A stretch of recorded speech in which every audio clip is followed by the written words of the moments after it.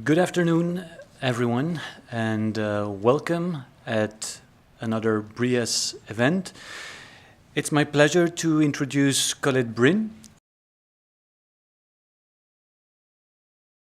colleague in the Digital News Report project we are both involved in, and as someone also researching news in a multilingual context, something Canada and Belgium have in common. Colette is professor at Université Laval's Département d'Information et de Communication and director of the Centre d'études sur les médias. She co-leads the Arts, Media and Cultural Diversity Axis at Obvia, an international responsible AI research network based in Quebec, and coordinates the Canadian study for the Digital News Report. Today she'll be speaking about the challenges of human-centric journalistic innovation in the age of AI, drawing on public service media initiatives and stakeholder interviews conducted here in Quebec in 2025. It's a topic that sits right at the intersection of editorial autonomy, trust, and what it actually means to keep the human in the loop. Colette, the floor is yours. Oh, it looks like we've lost the screen. Just a second. Thank you very much, Ike. Thank you all for being here. Thank you for the lovely invitation in this wonderful space. And special thanks to the team of organizers. So I have names here. I'm certainly missing people. Anya, Andres, Luca, Caroline, Ike, Sylvia, Emily, who isn't with us. And anyone else who is involved in the organization of this event. I know what it means to put these things together, and I really appreciate it. So I understand that I'm asked to speak as part of one of the sub-themes of the BRIAS program, which is technology, misinformation, and artificial intelligence. I won't be talking directly about disinformation and misinformation, but these are also topics of interest in my research, so maybe we can talk about that a little in the discussion. Although, obviously, when you talk about AI misinformation, is always a concern. And I also want to welcome Florence Lecam, who is here from l'APIGE, the Laboratoire des pratiques et des identités journalistiques, and possibly some students as well. Bienvenue. Si vous avez des questions en français, ça me fera plaisir d'y répondre aussi. So, I mean, this is a broad, I'm trying to broaden my thinking about the idea of what it means to make journalistic innovation in the era of artificial intelligence and to keep the human at the center. This is something you constantly hear from journalists and, in this case, today managers, how to make it really about the human expertise. But as you know, as in all things AI, we're still kind of struggling and trying to make sense of it all as it moves very quickly. So I'm mostly going to be presenting findings from a study that was conducted in May and June. The data was collected in May and June 2025, and also building on another study which led to a report which is available on the Obvia website, which is focusing on the user needs model pioneered at the BBC, specifically in public service media. So using AI as a way to make journalism more responsive to people's interests and needs. So that kind of feeds into the talk today as well. And I've also been working in collaboration with Radio-Canada in trying to help them develop these kinds of tools. So beyond, I know you're all not all journalism students or scholars. So journalism, I usually present it as kind of an early case study for the impact of generative AI in knowledge work, or cultural work even, more generally. So, of course, news organizations have been quite rapidly dealing with the impact of digital disruption. So there are very high incentives to innovate and to find ways to achieve efficiencies in news workflows. So generative AI has been seen as a tool to this purpose. So often when we think of the advantages of generative AI, it's, massive amounts of data, making work faster, not necessarily better. So some of these tasks, it really depends who you speak to and what kind of tasks you're talking about. Some of them can be seen as very clerical, very tedious, things like transcribing interviews, for example, that journalists don't really enjoy doing and don't see a lot of added value in doing themselves, so that the AI tool can do it for them, and they have a pretty good control over the quality of the output. On the other hand, something like writing a lead, perhaps less a headline, because a headline is very short, but drafting the lead or the first paragraph of your story, you're really determining an angle for your story, and so that becomes something a bit more foundational. But it really depends who you speak to. Some journalists will think that it's fine to use AI to draft text as long as you're in control of the result. And in journalism, as in many other fields, certainly in academia, there is this profound tension or ambiguity between an attitude or perception of AI as an existential threat to the very craft of journalism, leading to attitudes of resistance or refusal to engage with AI, and on the other hand, the innovation imperative, which the idea that you really have to use AI and get ahead of the trend, and this can be associated with AI hype, which actually media are accused of contributing to in their coverage of AI. The paper by Coles and Diakopoulos addressed early users or pioneers of AI in journalism, talking about the perils and possibilities and navigating that very kind of ambiguous position in the use of AI. Diakopoulos also proposed to look at journalism ethics as a possible shortcut to responsible AI. Responsible AI, I'm not going to get into the details here, but there are very numerous versions of it. There's the OCDE series of principles, and there are there's the Montreal Declaration, and pretty much every AI company has its own version of responsible AI, but there are some kind of broad principles that tend to recur, but there is no universal, say, series of principles for responsible AI. And most recently, a piece co-authored by a group of Canadian authors did a meta-analysis of work on AI in journalism, showing how the research has really exploded in 2024. So typically a little bit over a year after the very hyped launch of ChatGPT. But because it's still very early, there's no clear or coherent theoretical framework or real clear understanding of where all this is going and what we should be doing as scholars in this sphere. So zooming into a very large but very local territory, which is mine. So as Ike mentioned, there are some similarities between Quebec or Canada and Belgium, but my focus is on the Francophone territory or province of Quebec. As you know, very big, very cold, relatively sparsely populated, and a very big neighbor to the south.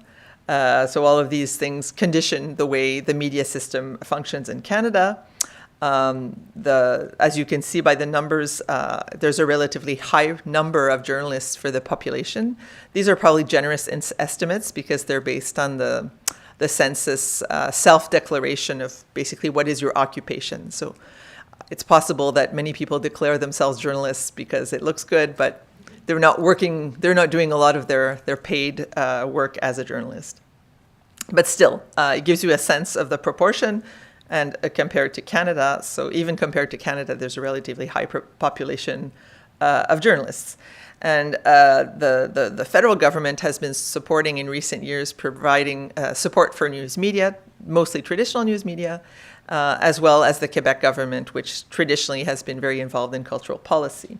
So it's an ecosystem that has been relatively shielded from some of the disruptions in recent years, even though you see the same trends and people moving to social media for news, young people moving away from traditional news sources and declining trust.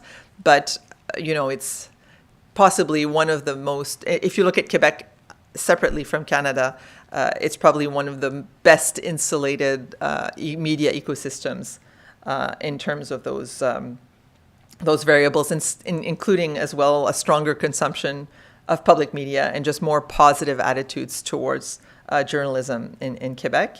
And of course, because of language, people in Quebec don't use so much American or foreign news brands as compared to the rest of Canada.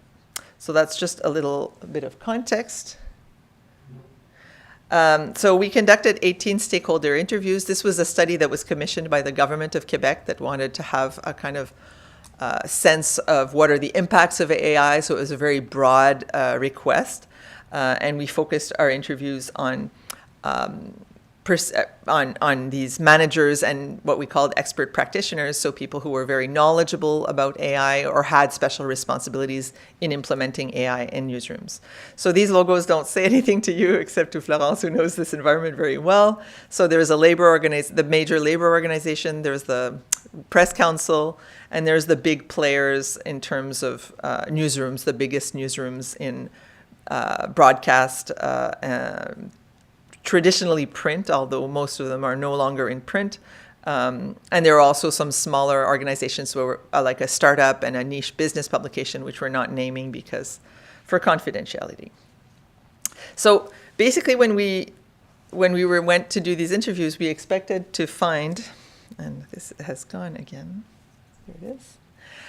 So we expected to find, based on the literature, based on our knowledge of the field, varied responses from the people we were interviewing about to the innovation imperative, considering diversity of situations of the different organizations. So we expected to find a higher level of engagement with AI in public service media and possibly media groups that had more resources and were more technologically mature.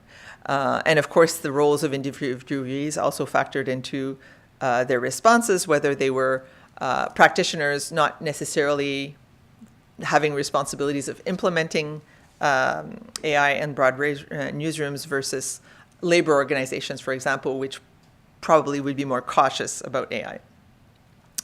And we expected to hear a general commitment to preserving conventional journalism ethics, to make sure that there was no contradiction between AI and traditional norms, but also from managers especially, we expected to find a commitment to experiment with the technology with a strong focus on AI, and this is something that we find in literature as well.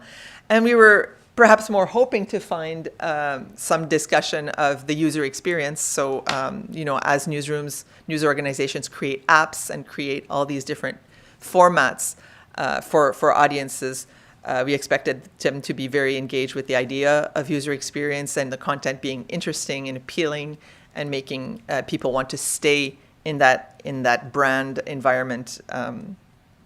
And more broadly, the human-centric approach. So as I was saying at the beginning, that innovation with AI specifically was really focused on keeping the human at the center, not just in the loop, but the human in control of the editorial content. We did not expect to find, because it was very early and because of what the literature was telling us, a clear, coherent articulation of these goals with specific processes or tools. We were expecting to find a lot of experimentation, but no clear design or direction. And this is not a critique. This is really the way, what we expected the level of technological maturity to be. We did not expect to find that a focus on users. So users could be the audience members, or could also be journalists when you're implementing processes in your newsroom. So some of the previous literature showed that innovating with AI in newsrooms does not take enough into account the needs of journalists themselves. And here I see I'm lacking a reference by Laurence Dirix, who is at ULB, not right now, but and she's done a lot of work on this, on showing how, especially in the area of fact-checking, that when you're trying to develop new tools, you should use as starting point what the needs and the concerns of the professionals are, as opposed to just using the tool because it's there and trying to see what it can do. And at the last thing we did not expect to find was a systematic integration of journalism ethics with responsible AI frameworks, because responsible AI frameworks tend to be very vague, very broad, not necessarily applicable to journalism, and also because some of these values are not do not really fit with traditional journalism standards, such as for example, taking in consideration the environmental impact of AI. This is not something that newsrooms or journalism as a profession tend to put at the center of their norms. Some organizations do, but it's very recent and it's quite rare. So thinking about the innovation imperative, this is building on previous work of just considering generative AI as an additional and perhaps possibly even more disruptive force in journalism than just the digital transition and even social media. And this tension that I mentioned about opportunities versus risks, this uncertainty, the lack of solutions, also the difficulty for news organizations to engage with AI companies. I mean, many of them have struck deals with AI companies to benefit from that. It's not sure to what extent those deals are really beneficial to news organizations. And others have chosen to engage in legal proceedings to try to get the courts and eventually the legal system to recognize their copyright, and that AI's use of media content for training their models would actually be infringement of copyright. All of that is very slow going. There haven't been really clear decisions in this area, despite the efforts of Europe to legislate in this field. And of course, in Canada and Quebec, there was the attempt to make, not in the field of AI, but in the field of online platforms, to force platforms, the largest platforms, to contribute to the news ecosystem. So Google accepted to pay a certain amount, and that is being redistributed into newsrooms. But of course, Meta refused and rather decided to block all links leading to news content on Facebook and Instagram. So that has had a major impact on Canadian newsrooms and news organizations, and arguably has forced them to find new ways of reaching audiences other than those platforms. So to develop new discoverability strategies, this certainly came up in the interviews, that search optimization, recommendation systems, and tagging, etc. Another study that was done a little bit at the same time as us was a survey of journalists. So we did not do a survey, we spoke with stakeholders, and their finding was that use of generative AI tended to be driven more by individual use. So people who were not necessarily being told by their managers to use AI or to develop, they were not developing tools in the newsroom, but just like we know, students and professors and just people in general will use AI, generative AI, more in a kind of just trying different things and seeing how it works. And that, of course, may raise concerns of how that use is being regulated, what kind of norms are people applying in the use of AI. It really feels a little, and there are actually attitudes of concern, even among the younger journalists who are using AI very much. There are concerns about, ethics and just the way that practice should be regulated. So one of the major findings from our interviews was that AI was considered to be a virtual assistant. And this is something you hear very much in people in workplaces in general, that AI is something that helps you do, that assists you in some very menial tasks. Sometimes it can be a very good editor, it can make suggestions, but an assistant, right? You're in control of the final result. So brainstorming story ideas, angles, headlines, summarizing documents used for researching a story. If you don't have time, journalists never have time to read UNESCO reports or very long documents. So trying to summarize it down to a short summary, and even generating ideas to repurpose traditional news content for social media platforms. So these are all uses that seem to be accepted. And those that are the most established are the most menial, tedious tasks that I was talking about, automating things like transcription, text-to-speech, or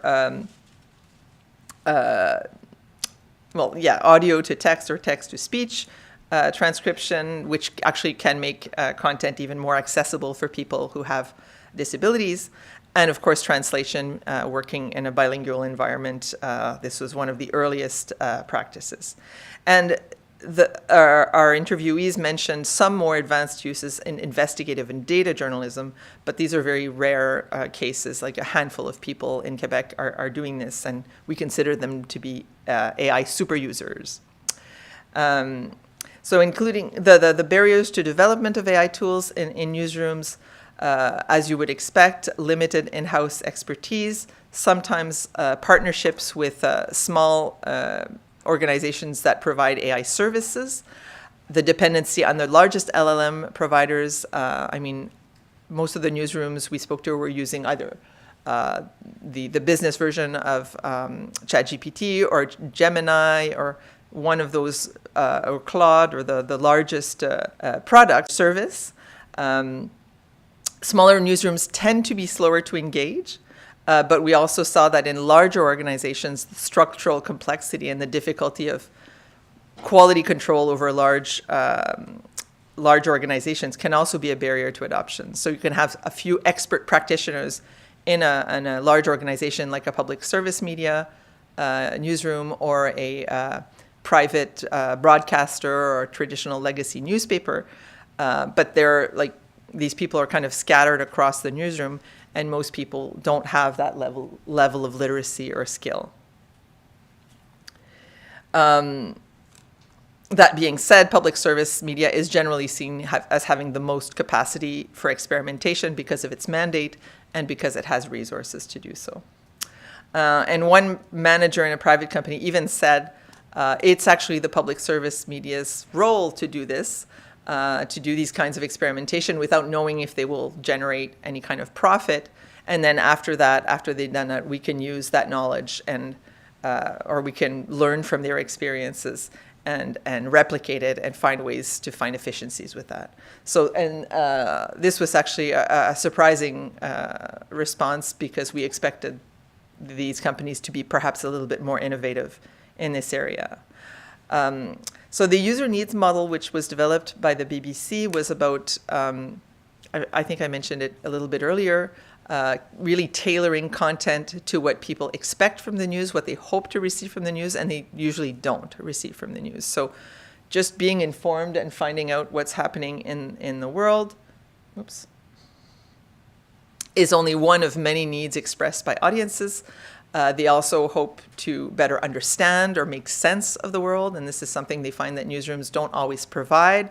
They want to be able to take action, to find some hope or some inspiration in the news, and typically journalists don't think of building that into their work, and there are tools that can help them do that, using LLMs, using analysis of their previous content, and offering these types of angles. Well, you know, how could I change this story to make it a little bit more hopeful? How can I build something into it to make people it feel more relevant to people? So that's what we think about generally when thinking about the user needs model, which is typically used in public service media. Not so much. I mean, in the Quebec Radio-Canada, it's more an aspirational model than something that's really put into practice.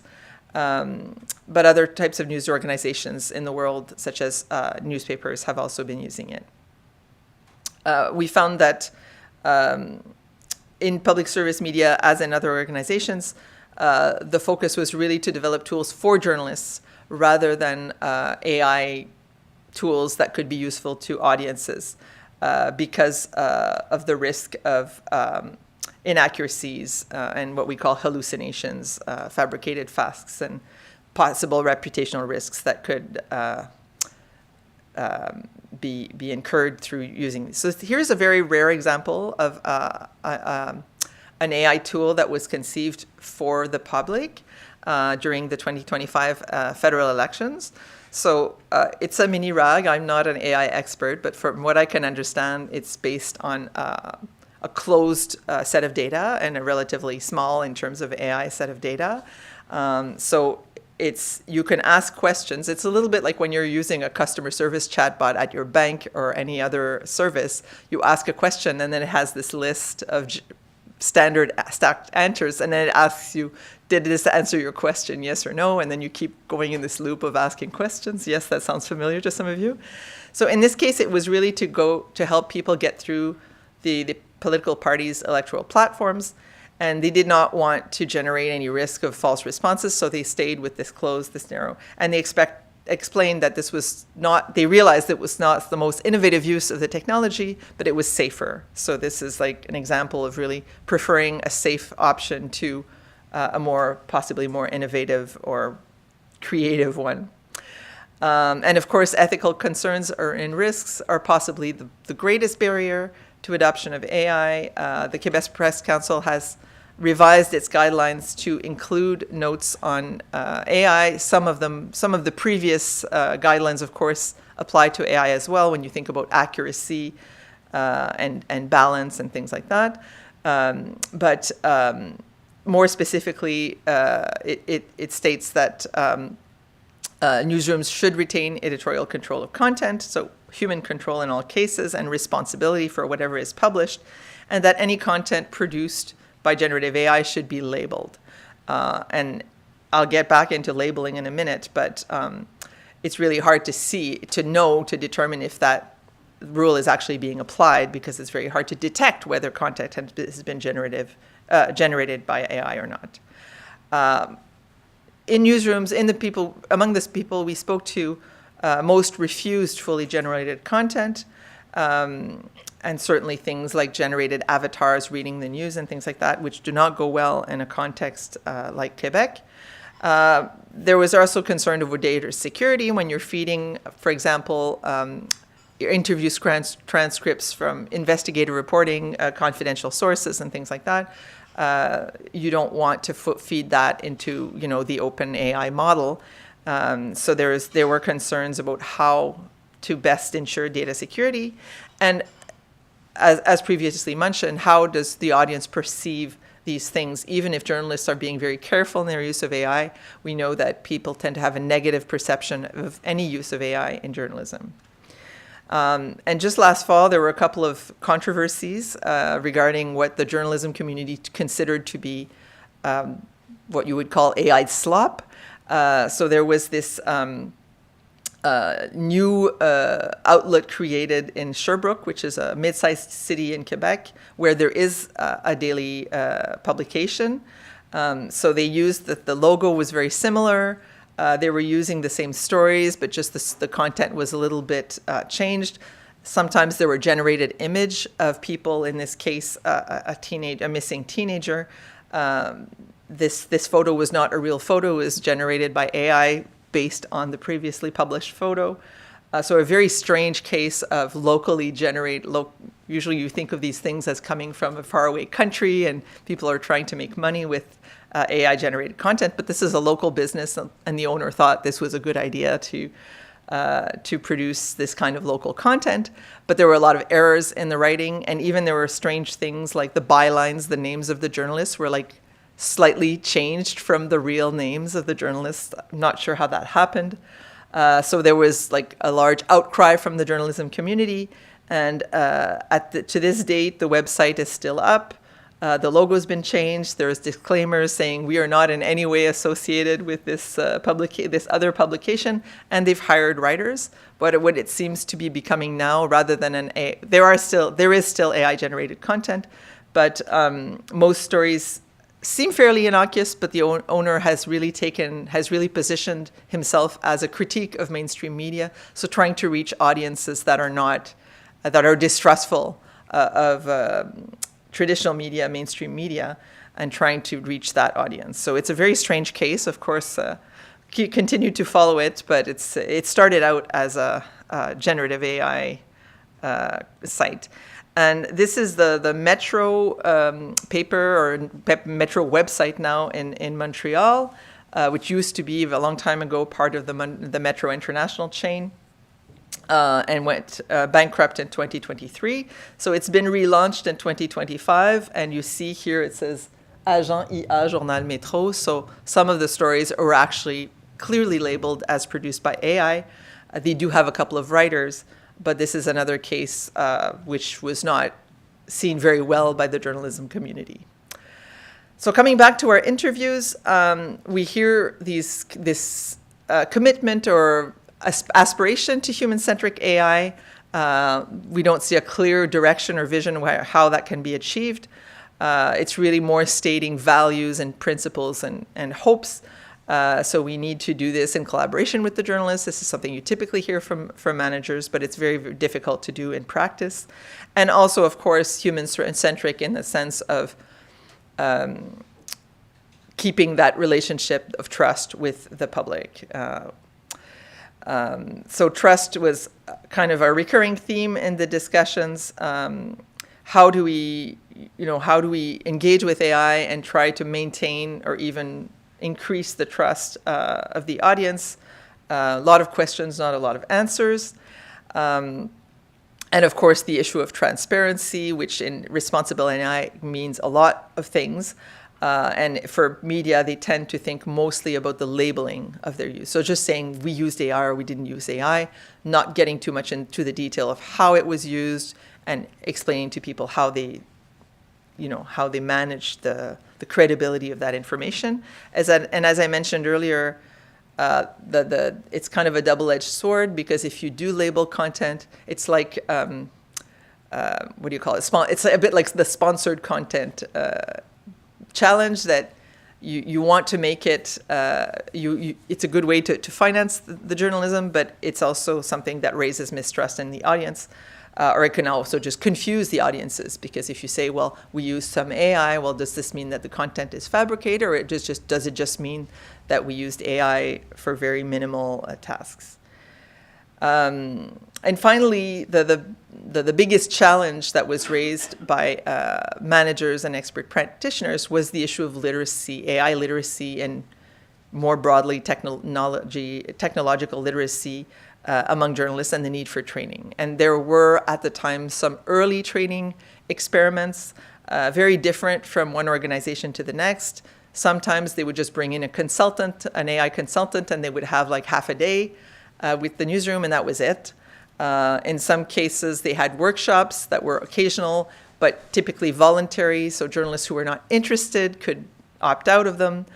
And the perhaps more in-depth approaches to training involved peer learning, so having journalists who were very advanced in AI sharing their practices with their immediate collaborators, so within one editorial team, whether it be a program or a news bulletin team. And just the idea, this came up in one small organization, of having ongoing conversations, so ongoing meetings about what should we do with AI, and testing things and returning with lessons learned from these experiments, which don't necessarily lead to publications, but that they feel like they need to be trying these things out. And to me, that sounded very familiar to what we're trying to do at the university as well. And in the case specifically of the public service broadcaster, there was a strong focus on using the tools that were provided within the organization, as opposed to using whatever the latest flavor of the month is out in the open web. But these two in-house tools were fairly rare, and of course that requires its own challenge of training and adoption.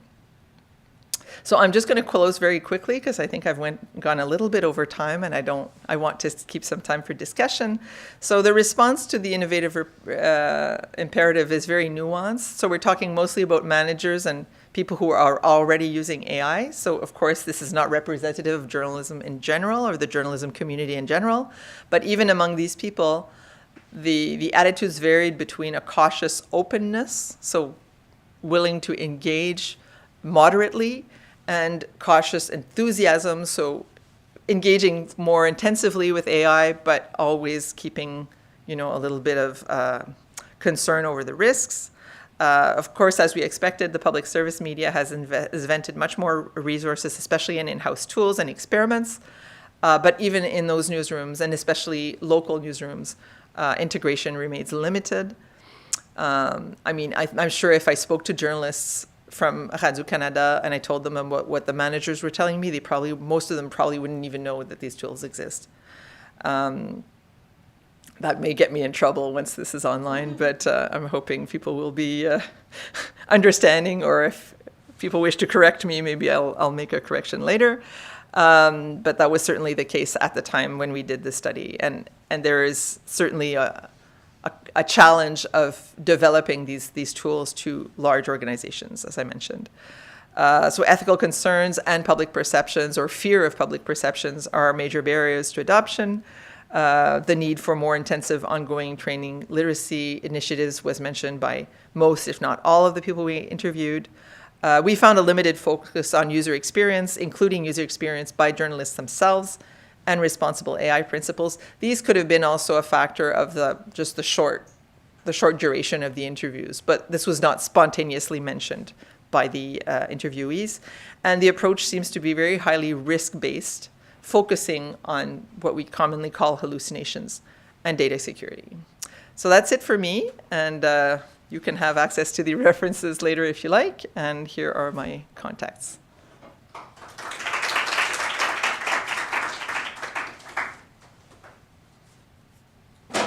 Thank you, Colette. Thanks a lot for have made the journey from far away, so the UK. So it was an adventure to cross the border. It was way more exciting and difficult from the UK to here than from Canada to Europe. So interesting. That's nothing related to the topic anyway, but I wanted to thank you for coming today.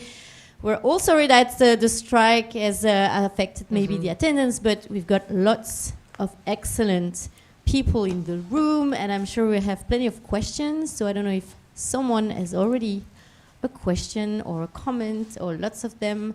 So maybe I'll start with Lisa and Nino. Hi, thank you. I have a very simple, basic question. What do you think is responsible AI usage in journalism? Yes, that's not easy. It's a simple question, but it's not easy to answer. But I still feel that I actually think that this cautious approach is good. I think, what I'm seeing mostly, and this is probably my bias as a newsroom sociologist, is the difficulty of getting newsrooms to think collectively about these challenges. I was perhaps positively surprised by the fact that the unions are not completely opposed to AI, like as a, I don't want to say this as criticism of unions, but when we saw the early days of convergence, for example, there was some very kind of confrontational attitudes from both, I guess, unions and managers. And in this case, at least among the people we spoke to, there seemed to be a more common perception. Everyone seems to be very, okay, let's try this, but let's be very careful. And let's not put all our eggs in that basket. And I think that's probably a good thing.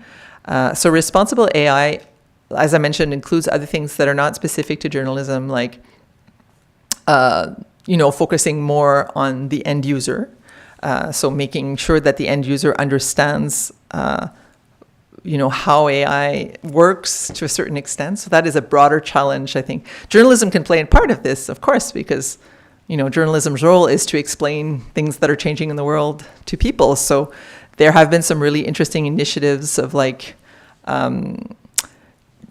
chats or discussions or content, like documentaries about AI and how AI is changing the world by journalists. So that's part of responsible AI, is getting people to understand better how it works and to be critical users. But I think a lot of journalists are not themselves yet at that stage. So I think we have a lot of learning to do. I'm really interested in the work of some of my colleagues who are working in education about, teaching children at the youngest age to learn what does AI mean? What is it? How does it work? It's not, it's not thinking, it's not reasoning, it's producing a simulation of reasoning. And I think that's something that's really hard to understand for many of us, that it's not a person that we're talking to. That's why I hate the word hallucinations. But it's hard for journalism to do this because it's so complex and it changes so quickly. and journalists are not specialists of any topic that they cover. But I do see some of them are doing a really, really good job. There's one actually in Quebec who's Belgian. Her name is Chloe Sandervorst. She's at Radio-Canada. And she does a lot of like things like on TikTok or podcasts or different, which is really about engaging with what AI means in the world nowadays, not just in journalism. And there are many others who are doing this kind of work. So I think that's part of it, certainly part of what responsible AI and journalism should look like. Yeah, thank you for the presentation. It was really insightful, and I really liked the data from the journalists. I have a question about, which is not directly about your research, because we're moving so fast that there always seem to be new topics coming on. And one thing I'm wondering about is if you've heard from journalists what they think about agentic AI, right? Which is really kicking off in the last couple of months, I think. And so basically, as you know, agentic AI, it's like really that AI can do autonomously multiple steps in process, and it's actually quite good at also, a lot of the one-shot things that we would have to, but multiple prompts, you could let AI do it for half an hour, leave your computer, and they do it in, they do like 50 prompts or so. How do journalists react to that? Do you have any idea? So I don't have any data, and I haven't like asked directly. I've been, as Caroline mentioned, I've been in Oxford, so working with journalism fellows at Oxford, which are probably not representative, certainly not of Quebec journalists. I see that there's a lot of, what's interesting is when you do surveys of journalists, they always say, oh, I'm not worried about losing my job. Like that's not, they say that's not a concern. But I think it has to be a concern at some point, or being replaced more symbolically by something like agentic AI that actually goes through. And the way people consume news also is going to change with these kinds of tools. So I think there is concern. I think there are relatively few journalists who are like actually engaging with these kinds of tools and learning. Like it's really the very expert ones who are doing this. So I couldn't give you a response for journalists in general, but I think it would probably mirror what we see in our findings is that, some journalists will try playing with it. Some journalists will be very concerned about what it means for the craft. Others will see potential for something that can actually help them do better work. And it's kind of scattered across these different perceptions. But we'd have to test it in the field.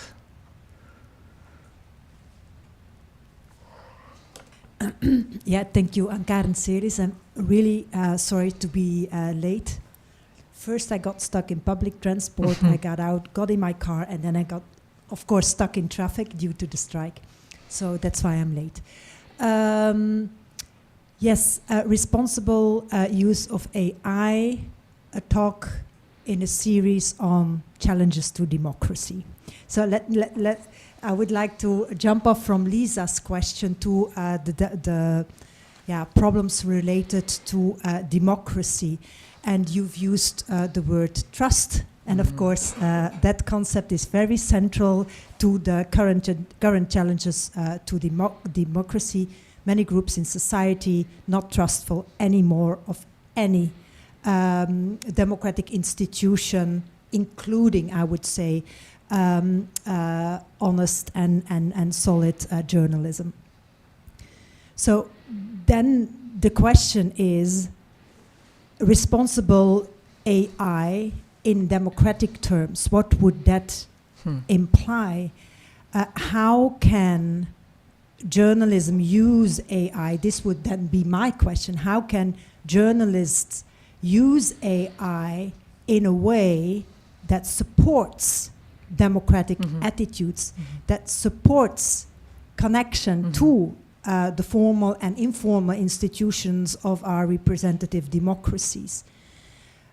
I in the part that I've heard, and again, sorry for being late, you mentioned something like emotional connections or something that rang in my head the bell of, oh yeah, maybe journalists could use AI to ensure that the way they treat a topic, for instance, or the aspects that they stress when they deal with an issue actually connects with citizens' worries, concerns in a way that at least would not further damage their attitudes vis-à-vis democracy.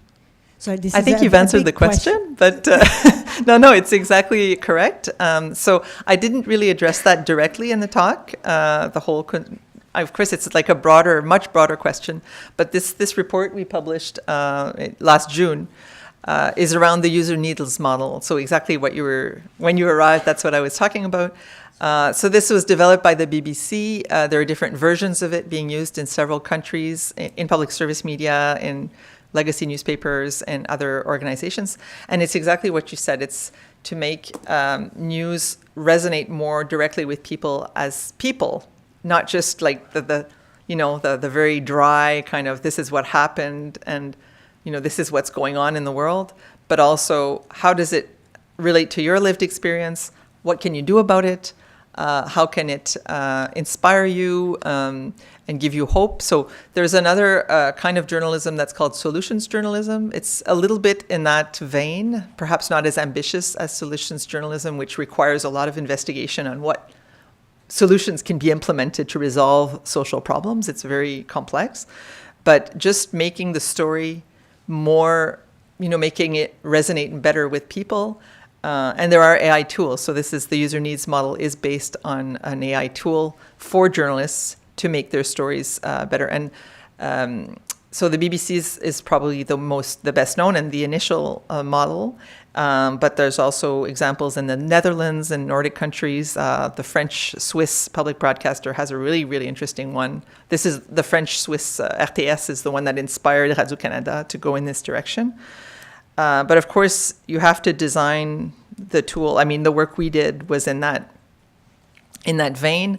And the problem is because so much of the content they produce is just the straight news type content and not the more inspirational, it's really hard to find enough data to feed a model that'll propose these new kinds of ways doing stories. So you kind of have to do it before the AI tool. And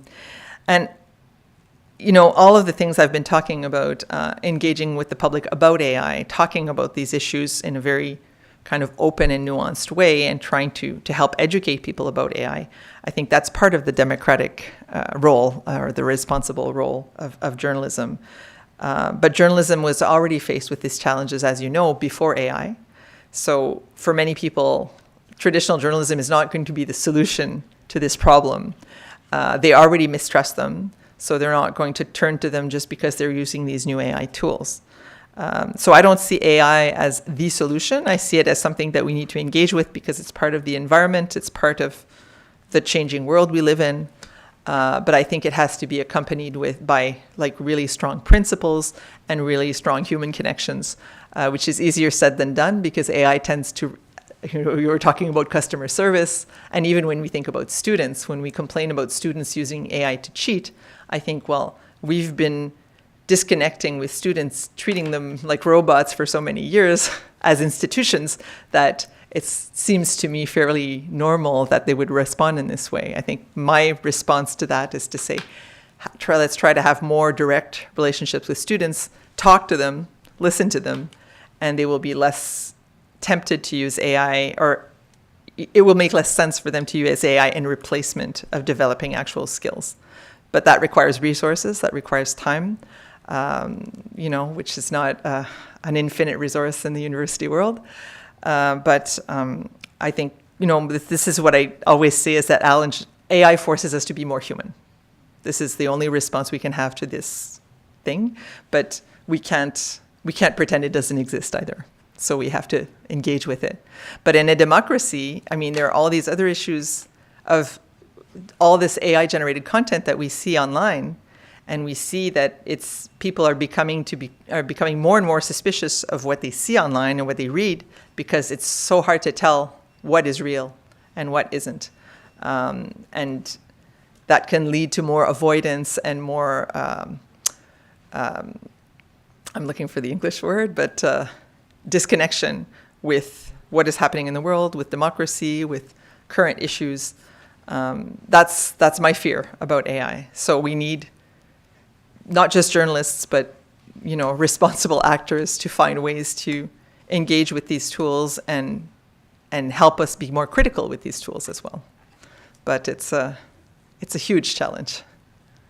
It takes a village. My question really taps into the last thing that you said. Actually, how big is this challenge of AI for journalism? If you could compare it to other challenges that have occurred, like for instance the rise of social media, like if you put it into perspective, how big is this? It's hard to separate it from all of that because it kind of compounds all of it. So it arrives at a time where journalism is already fragilized and is already has not resolved the issues of digital disruption and declining trust. So it just adds another layer. So your question is, how big is that layer? It's hard to say because it's hard to say to what extent AI will become what the hype says it will become. So there are a lot of things. Is it going to go, are people going to turn away from AI? Are we going to see this increasing adoption? I think we have to wait. We'll have to, I don't mean wait and not do anything, but I mean, I think it's too early to tell. And when we talk about AI hype, one of the critiques of people who are much more expert in AI than I am is that we've really exaggerated the impact. We really don't know yet the impact of AI in just all sectors of life. We see that there have been job losses, there have been, misinformation and things related to AI, but we don't know the extent of it. But I think we have to take it seriously, no matter what the extent. So that's not a really good answer, but it's the best I can do. Because I also what you said, like for journalists, if you ask them themselves, they don't really frame it as I'm going to lose my job or I'm going to be. So that was also surprising because you often see these lists of which professions are hit the most by AI, and I guess journalism would be one of the top. Well, they were already declining before AI. Maybe it's wishful thinking, because I think a lot of journalists will say, well, and this is something we've seen since the beginning of the digital years, is that, oh yes, but our work in verification, our work doing work in the field, talking to actual people, that will become more important. But yes, it should, but it doesn't mean that it will. In economical terms and in terms of just being able to sustain that model. I always say journalism is something society needs. It's not necessarily something that society can afford in the current business models that we have. So maybe they're reasonably optimistic. Maybe they're too optimistic. I really couldn't tell you.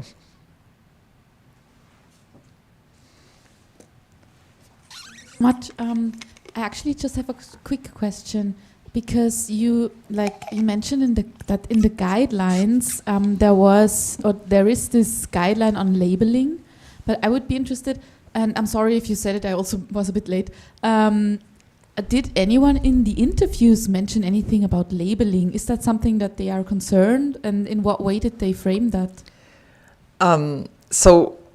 Yes, there were mentions of labeling. There are cases for sure where, for example, summaries have been generated for you read a news story and there's a summary or a summary of a video, and it's at the very top, and it says this has been generated by AI. This is fairly common practice.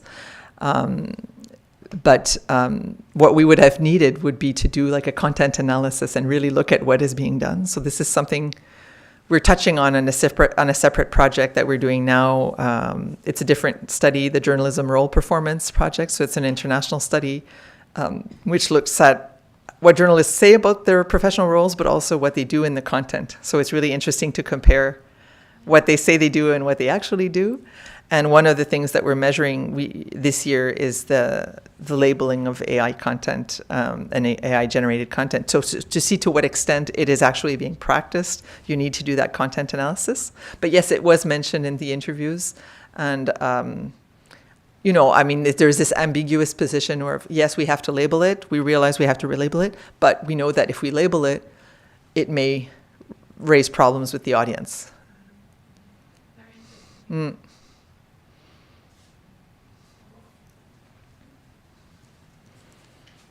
Thank you very much for your presentation.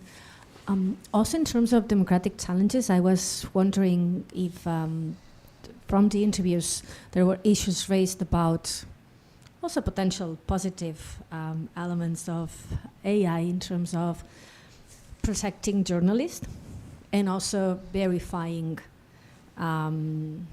potential manipulations.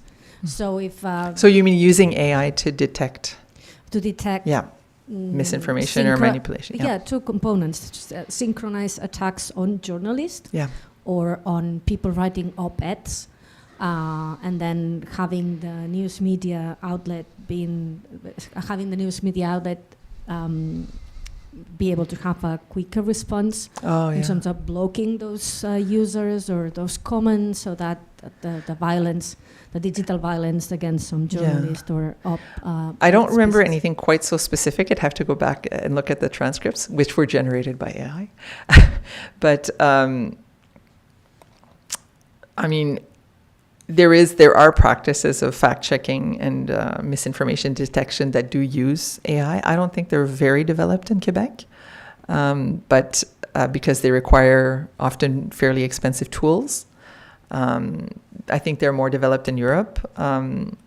But for sure, like using AI to like monitor social media, to find like topics. It's not necessarily for misinformation, but it's really to kind of find topics that are emerging that people are talking about.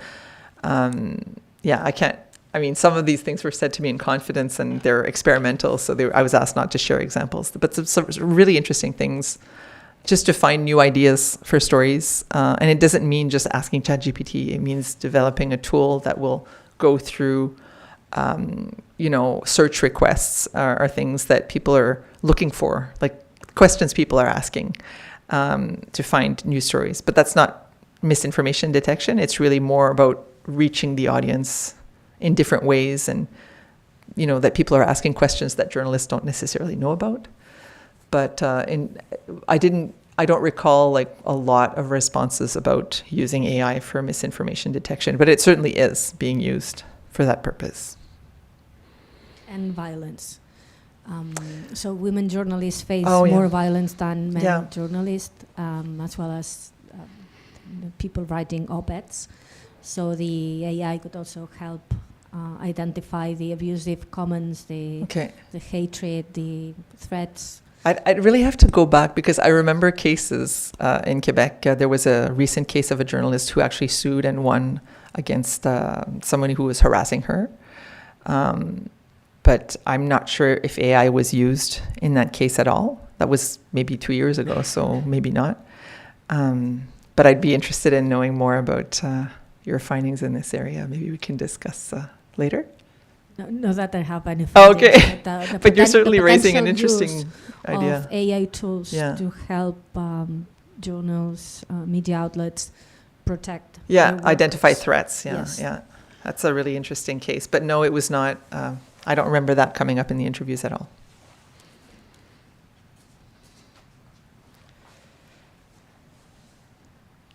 Thank you so much. Based on your research, are there any differences in the way public service media in Europe or Canada approach the use of AI, or some other part of the world? Well, of course, they have different mandates and expectations. They're supposed to be a bit less commercial in their approach. So they're not necessarily looking at ways to make it profitable, but more like the user needs model, trying to make it so that they can conform more to their mission, their mandate. So I think that's the best example that you can find in that report. But they also do more experimentation in general, just trying things that they don't know if they're going to make money with it. But they're not supposed to be making money anyway. So just trying things, different things in a more kind of experimental way. But it's always the challenge of being transparent, and it can look bad if you're saying, oh yeah, we're experimenting with AI, but we don't know what we're going to do with it. That can also be challenging for the audience perspective. So they are struggling with that kind of transparency requirement. There is some really good work in the UK. There's a scholar called Brin Jones who has written a lot about the BBC's work in responsible AI and how it fits with the mandate of public service media. There's a lot of work, of course, being done in the Nordic countries.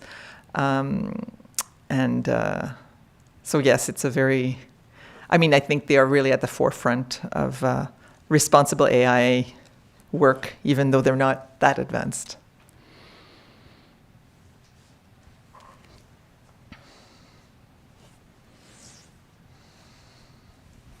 Thanks so much for your presentation. I think many of your findings also resonate with some of the findings that we're having. And so I'm curious to ask about other patterns that you see and how that compares with patterns that we see. My first question is, in surveys we've done with news managers in Asia, we see relatively high level of positive attitudes toward the use of AI in their newsrooms. They think it's going to help, it makes their work more efficient, and that is helpful for journalism in general. But when we did surveys of individual journalists in Singapore, those that actually use them day to day, while they agree that AI is helpful in their work, they also don't trust the quality of work generated by AI. So that's my first question: is do you see any patterns with different types of journalists in terms of their attitudes toward AI, maybe based on the level in the hierarchy or the nature of their work? And my second question is also related, because I think what we're seeing with individual journalists is the ambivalence that you saw, right? That they think it's helping them, at the same time they still assert control over the output, and that they trust themselves more than the quality of AI. And I like the phrase you mentioned. You talk about cautious enthusiasm. So if you can elaborate on that, like what are they cautious about, and what about AI are they enthusiastic about? So the caution is the same as what you mentioned for journalism. It's the impact on journalism quality and also perception of journalism quality. And also just, I think the Quebec media ecosystem is not known as specifically technologically innovative. It's, as I explained at the beginning, it is protected by a lot of factors. So it has this kind of inherent conservatism, which I think is not a bad thing. So they're perhaps not as enthusiastic as other markets could be. And I think, and you would tell me like if Singapore, but I think Asia tends to be more comfortable with technology and just embracing the technology. And in Quebec, we see maybe a little bit more reserve in this area because they focus on the relationship with the audience and the more traditional methods. But that said, okay, of course, we had a qualitative sample, so I'm not going to make any generalizations. There was this other survey done by another team that I mentioned. But what you were seeing is that there's possibly a discrepancy between what people are doing, what they're using, and their attitudes. So, and this we found in other scholars have found in like the Coles and Diakopoulos piece about perils and possibilities, that people are using these tools, but they're also very concerned. It doesn't mean because you're using it that you're completely trusting. I mean, of course, the people who use it trust it more than those who don't. But so there's always this kind of ambiguity or tension. And we found it also among the managers. But perhaps it's the managers we selected and who are willing to speak to academics and part of a government commission study. There may be a bias there as well. We didn't talk to the guy who launched the website that does AI-generated content. I mean, of course, he's very enthusiastic, but people don't consider him to be part of the journalism community. It's like a startup that was highly criticized and was presented as something outside of journalism. And this is what AI, this is one of the risks of AI. They were showing this as an example and saying, this is why you should trust only professional journalists, and journalists are much more careful, and don't go to these new websites because you don't know where the content is coming from. It's just a follow-up. When you talk about Sure. the part of the caution is on the perception side, is it what they think the audience, how the audience would perceive them if they use AI? Oh, Yeah. Okay. Yeah. So the concern is that audiences may not be receptive Yeah, or that they will be more critical, of newsrooms if they use AI, no matter, because when the survey I cited by Fletcher and Nielsen, there's no clear pattern, and even in the digital news report data, there's no clear pattern of what kind of labeling people think is more important, and even among journalists, to be honest. What should be labeled, what shouldn't be labeled. If you're using it for like spell check should you label that, or to translate a quote or something like that. And, there's no clear consensus on how things should be labeled and when they should be labeled. So I think it's still very murky. But the idea that some things should be labeled, that is consensual, but how and why and when to do it, that's more ambiguous. Thank you very much. There are no questions for now. I've got a question. Maybe if I take economic perspective. So these technologies, so we've been talking a lot about the user, but not a lot about the producer of the technology. So in the interviews that you have done within the project, so with the managers and stakeholders, but maybe in research, interviewing journalists, is there this kind of worriness or tension? Like, is the question of who owns the technology central? And so how did deal with that? It's always the problem, right? Because some of the most functional or useful or easy to use technologies are the worst companies, right? So it's like this difficult position that you have to navigate. I think a lot of company managers feel that if you're using like the business version of ChatGPT, which they say is protected, all the data stays inside the data set, isn't used to train the model, you think, okay, well, this is okay, but then do you really trust this company? And again, I hope I don't get any lawsuits coming out of this, but these are the kinds of attitudes, like really ambiguous attitudes. It's like, well, the tool is really useful and we can use it and it's functional, it's got problems, but we can deal with those problems. But yeah, they certainly won't be like announcing publicly that they're relying very heavily on ChatGPT. While their company is also suing OpenAI, it's a very complex position to be navigating because you're using the tool, but you're also criticizing the company and saying this company is ripping us off. And they have all these practices that we don't approve of. But, there are just so many players out there, and which ones are acceptable, it's really complicated. But we didn't get too much into those discussions, but it certainly was perceptible. And because so there's also like the public versus private sphere here, and so your case is about I am a big fan of public broadcast, right? I listen to Radio Canada if I go to Canada. I'm a big fan of the public channels here in Belgium, but I think these cases are cases where you said it, like public media is still supported by government, but what happens where public media is attacked by members of government? I mean, it relates to democracy, and your presentation makes me think like maybe if we get rid of public media, what happens with AI as well? Like it was, I don't know how to formulate it. I don't know. Well, I don't want to be political here because I do some work that's related to government work, and I don't want to be too partisan because it is it's interesting. In Quebec, it's not a partisan issue at all. Of course, public broadcasting is federal, but I mean, in Quebec, there's a strong consensus around Radio Canada, and the Conservative Party has said it would defund CBC, but not Radio Canada. I'm not sure exactly how that would work, but because they realize that the Francophones are very attached to Radio Canada. But of course, if CBC disappeared, that would also affect Radio Canada in terms of its infrastructure and its capacity. I mean, I'm not sure that's going to happen, but even the Liberal government has announced cutting back on the budget for the public broadcaster. So this is the reality we're facing, is that public broadcasters have been more supported in recent years, certainly in Canada, but that may be coming to an end it's very cyclical. I mean, there are periods where they raise the funding and then they cut it. So the place, like the role of public service broadcasters in some markets like the UK, the BBC has constantly been criticized for taking up too much space and crowding out other players, and has had to cut back on its own programming to let other people do other things. That's not the case in Canada. The funding for public broadcasting is very low. It's the lowest in countries with public broadcaster, and I would exclude the United States because they're what they call public broadcasters are very niche, very small. But per capita, Canada's funding in public broadcasting is very low.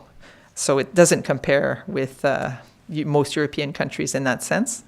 But it's true that the public and even a private manager said it, they act as they kind of innovate in ways, and they do things that other companies can't do, including covering local news in very remote communities.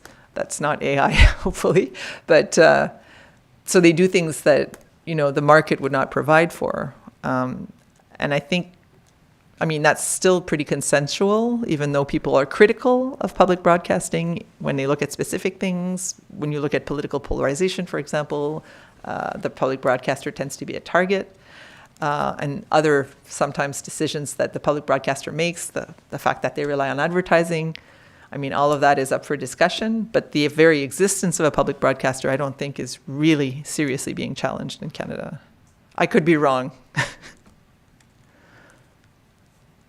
No more questions or comments? Or Colette, it's fine for you? Yes. Do you want to say a few words, or we can conclude? Well, I don't know if we're going to stick around for more informal conversation, but I always enjoy hearing from other contexts as well, and seeing how the situation in Quebec and Canada compares to here in Belgium and other places. So you have my contacts as well if you want to reach out, if you have any questions, or you want to. We're hoping this report will be published. We're still kind of.